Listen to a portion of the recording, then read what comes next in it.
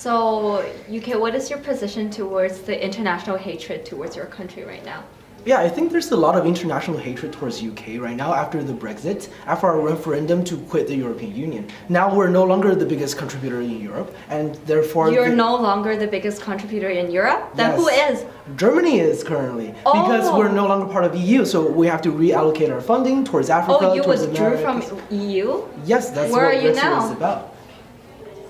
Where do you stand now? Where do we stand? We stand along with the countries that are in need.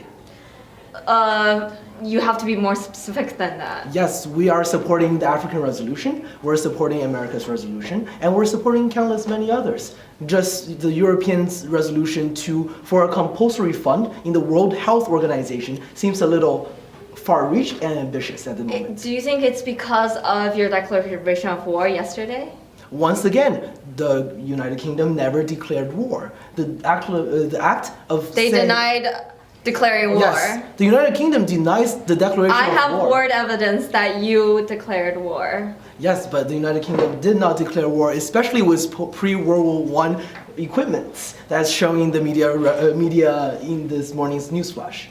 Okay, so what is your position on helping African countries? Yes, we're developing specific funding programs to help combat the... Well, Germany's proposing the same thing, and Yes. it looks like they have more support. But they're doing a compulsory funding, and that compulsory funding is contradicting itself, in which there is a board to decide if that funding is Well, compulsory. who is managing it? Who is a fair international organization that prevails justice?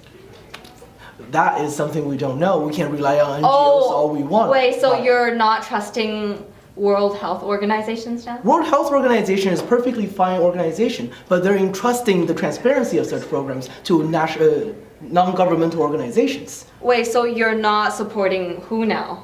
I am This is a supporting WHO WHO. conference. I am fully supporting WHO. However, I am not in support of all the NGOs that are present today in World Health Organization. Okay, so now you're not supporting NGOs. Yes. Oh, okay. I think we're done here. I mean, I told you, I'll make it as extreme as possible. Let's make it fun this afternoon. Let's make it fun. Agree. In light of a comment that was made about the Red Cross only supporting aid to African countries, we would like to respond by saying that the Red Cross works in over 80 countries across the world. We deliver aid to tens of millions of people, and we support approaches that are tailored to the needs of specific populations. We know that different communities and populations differ in terms of socioeconomic and historical context, and our approach is that we tailor everything that we do to specific needs of the people that we want to help. Give it a go. Okay, so Oxfam is really happy to see that the international community is actually taking a step forward to address the HIV crisis in the African continent, but more specifically in the sub-Saharan area. However, we think that the approach is not holistic enough. Indeed, with countries like Zimbabwe, who have 1 out of 6 persons infected with HIV that are going to die, this leaves a lot of orphans in a region where fertility rates are very high. Who is going to make sure that these orphans will have proper care and will grow up with parents and support?